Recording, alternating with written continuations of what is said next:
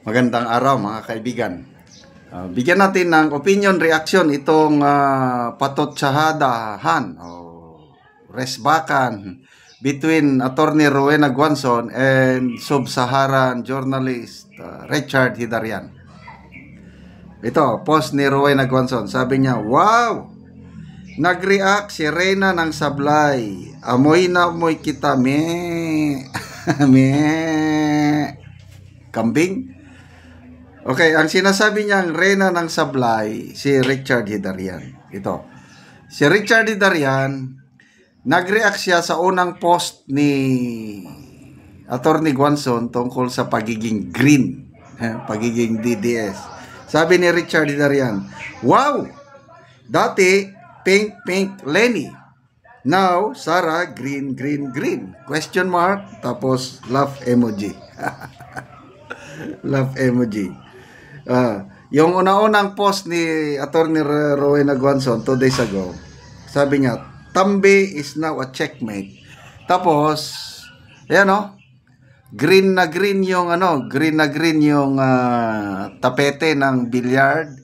Tapos ang mga suot ni Rowena Guanzon puros naka-green, no?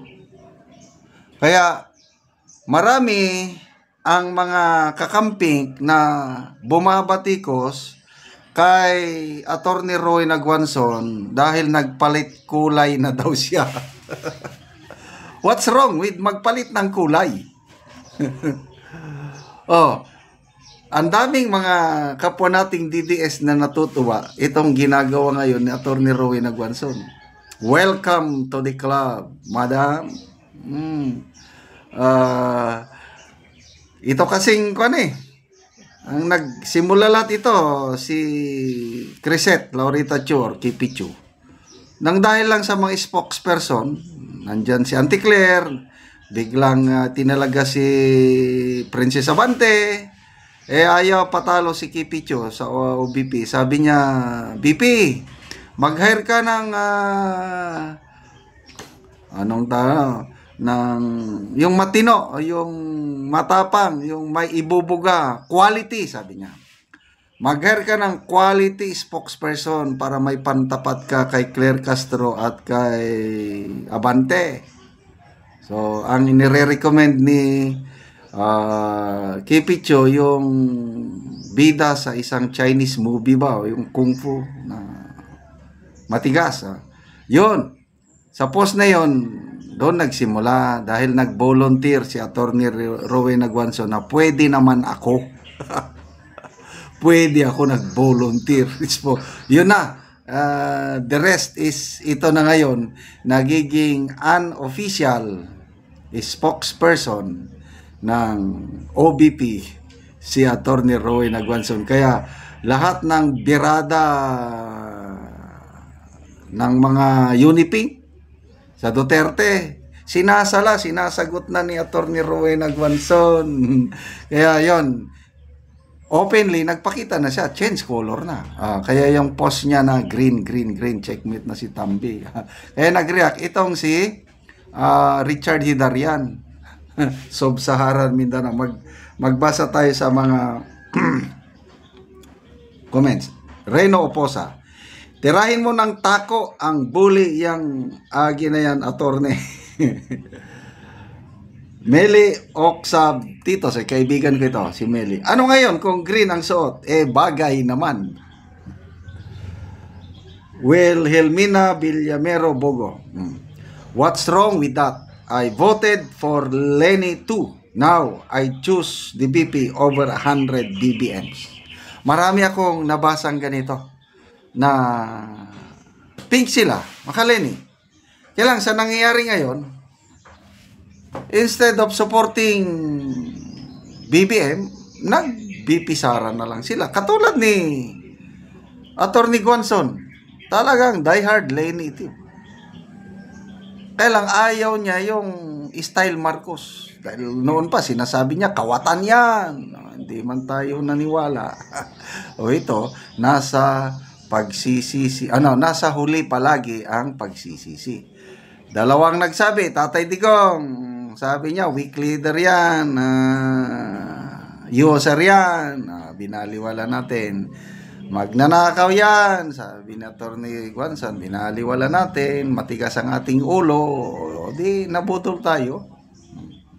So ito na, nagbabago ang kulay. Ganun nga ang panahon, di ba? May 4 seasons, lalo na sa Amerika. May winter, ang ganda ng kwan. One of the best sights nga nakita ko sa US, yung autumn ba yun? Yung green na dahon, turn red or turn yellow, tapos mahuhulog. Ang gandang scenery. Yan, nagbabago talaga ng kulay. There's a time for everything. Ano ba? Yan.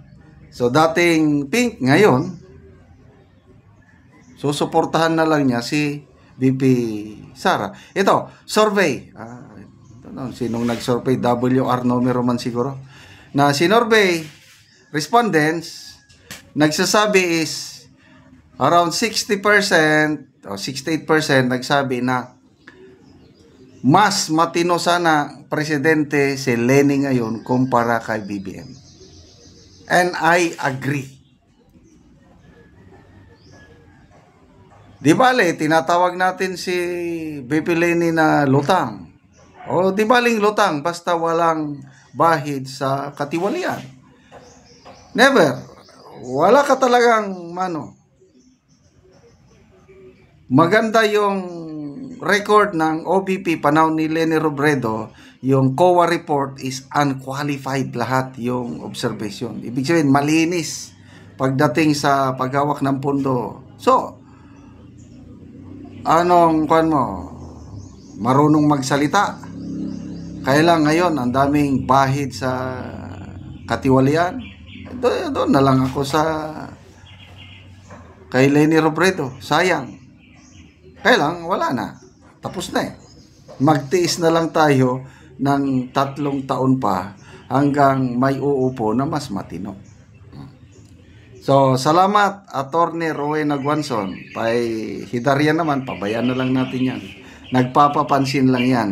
Ang pinaka-latest na papansin niya yung si General Torre, pwede daw magkandidato na president or vice president para matulungan niya si BBM sa mga resback ng Duterte kasi nakikita niya ang Duterte comeback. Kaya kailangan daw mag-tactical alliance ang Marcos at mga Pink. Okay, salamat mga kaibigan sa inyong pagsubaybay sa ating channel. Nakakatulong kayo ng malaki sa tribong Talandig ng Bukidnon dahil ang sweldo po natin sa channel na ito is pantulong natin sa tribo. Namimigay tayo ng libreng yero at pako para makapagpatayo ng mas disenteng bahay itong tribong Talandig ng Bukidnon. Panoorin ninyo ang video na ito. Karon mauna ni ang atop ni Angkol sa natagaan na mo og yero. Mauna ni kadako sa buslot sa iyang balay.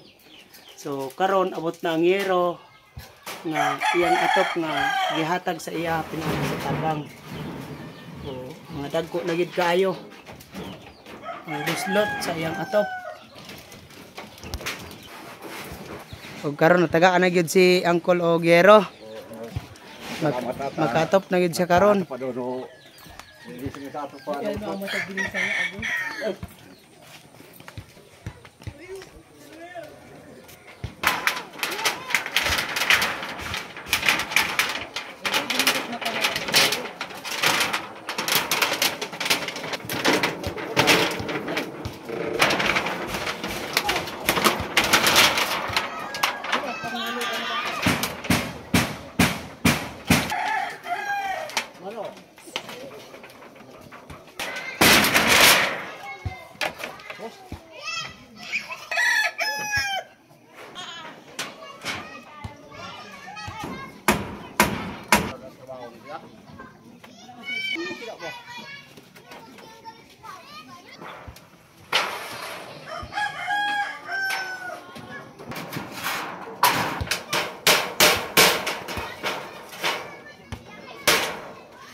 O karon humanagid si ante o katop sa ilang balay.